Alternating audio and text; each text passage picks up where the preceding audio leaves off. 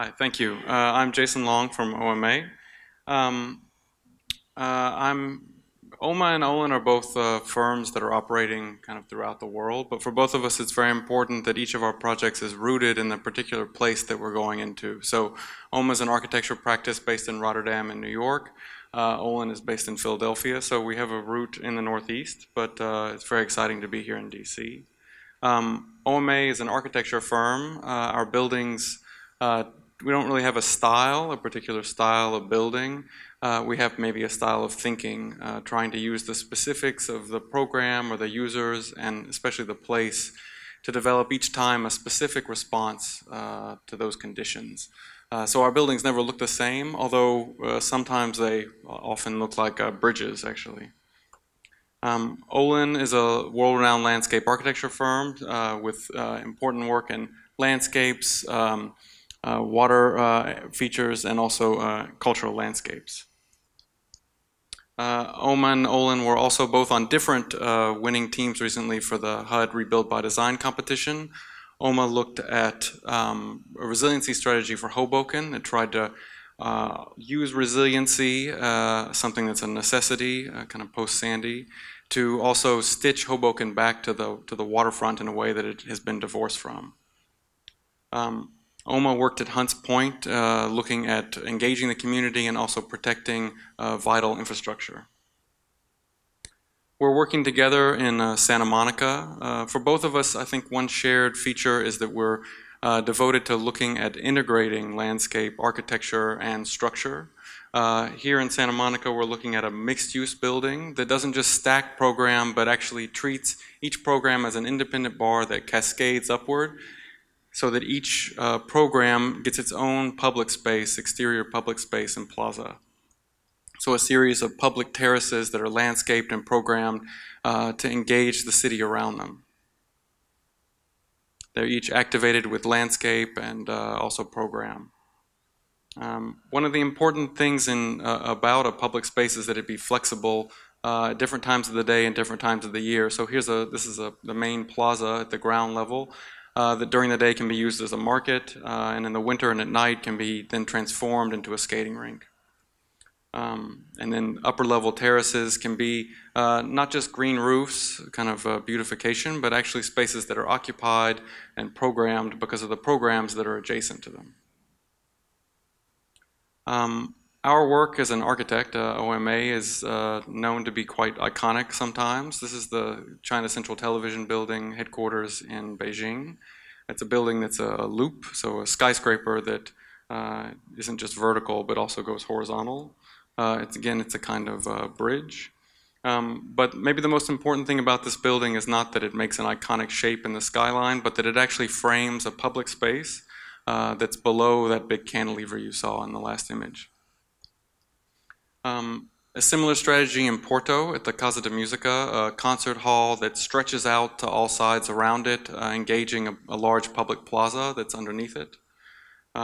It's activated by uses from the community, but it's also activated by the building itself, which facilitates performances and other uses. So I think that kind of duality between architecture or the built form and then the activity is something that we think will be important here too.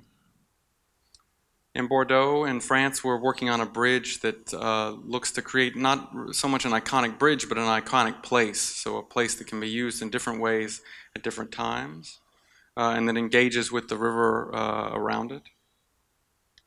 It's a bridge that, kind of like the combination between this pedestrian bridge that we're looking at 11th Street and the new 11th Street Bridge, will combine automobile, also light rail, and new pedestrian and programmatic uses.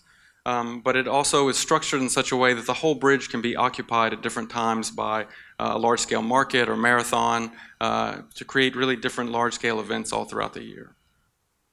That's a very horizontal bridge. Verticality or layering is also very important. In Lagos, we designed a bridge, the Fourth Mainland Bridge, that layers traffic and also other uses. Lagos is a place where, out of accident or necessity, infrastructure is engaged in a very dynamic way, a very dense way, with market spaces and other kind of transport all clustered around the bridge. In this new bridge, we looked at creating a similarly layered space with market spaces below the auto deck above. One important impact of that is to provide shade on a day like today or most summer days in DC. Obviously, shade is super important to consider, and we think really vital to creating a really truly used space. Like OMA, OLIN is very passionate about the design of projects that involve the full integration of both architecture and landscape. Like this 6-acre green roof that we designed in Salt Lake City, which sits over an auditorium or performance space for 20,000 people.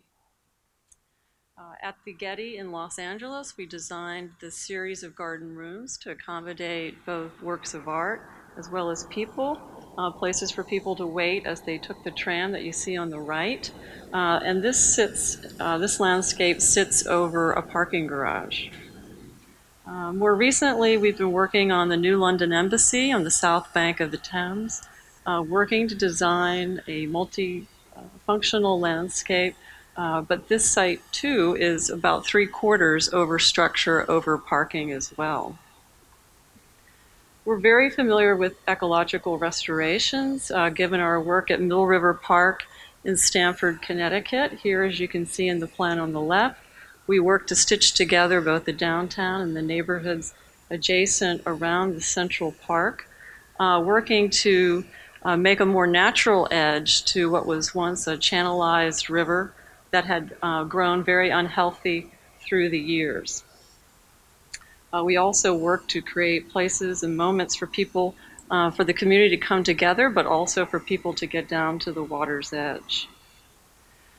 Many of you may know our work at the core of the mall, the design of the Washington Monument grounds, which really started out as a security project, but which allowed us to make accessible paths to a plaza at the base of the monument, but most importantly, keep the landscape very open for all the celebrations, demonstrations, and recreation that happen there on a daily basis.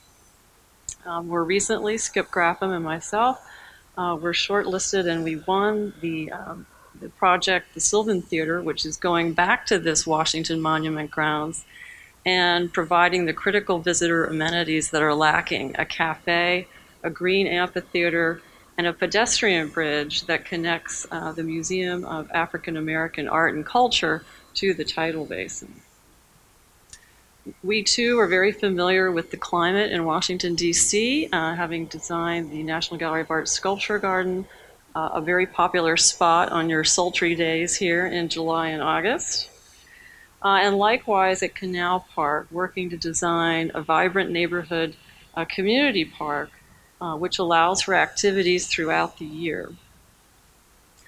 We've put together a world-class team, people we have collaborated with through the years, and who are also very familiar with your great city. For structural, we're going to be collaborating with Arup, who designed the Millennium footbridge in London, and then Tetra Tech, who is currently working on water quality issues on the Anacostia River with a sediment study involving Prince George's County. We're very excited tonight. We have Nikki Peel and Dwayne Gauthier from the Arch Development Corporation. We're going to be collaborating with them as well, and they work to promote economic revitalization in Anacostia through the promotion of arts and events such as the Luminate Festival. In addition, we have Cecilia Alamani, who is the curator from the High Line in New York as well. And then, because, as you know, on the site, the issue of acoustics is front and center, we have Threshold designers who designed the wonderful Frank Gehry performance space in Millennium Park. And then we have L'Observatoire, who's a wonderful lighting designer who designed the lighting for the High Line, working to promote these landscapes as places that one can enjoy 24/7. We've been very impressed with all the work that's been done to date, the 200 to 300 public meetings that you've had here, and we've been studying your goals and aspirations for the project. We're very excited to be here tonight, and we look forward to working with you to create not only a vibrant, world-class destination, but most importantly, a place that will bring both communities together on both sides of the river and allow people to get to the waterfront and really maximize the use of this wonderful resource. Thank you very much.